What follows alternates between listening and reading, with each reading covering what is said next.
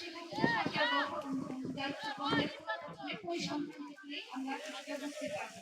2008 অর্থ বছরে যেখানে মাংসের উৎপাদন ছিল 10.80 লক্ষ মেট্রিক টন, তা 8.06 গুণ বেড়ে 22-23 অর্থ বছরে দাঁড়িয়েছে 87.10 লক্ষ মেট্রিক টন। এভাবে ডিম এবং দুধের উৎপাদন কয়েক গুণ বেড়েছে। এখন ছাগল উৎপাদনে বাংলাদেশ বিশ্বে গবাদি পশু উৎপাদনে বাংলাদেশ বিশ্বে 12 নম্বর স্থানে।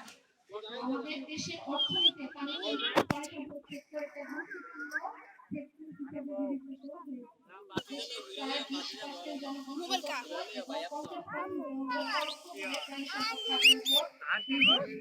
যারা মানব দেহের জন্য গুরুত্বপূর্ণ মাংস উৎপাদনের মাধ্যমে প্রাণীর প্রোটিন সরবরাহ করছে। 2023 সালে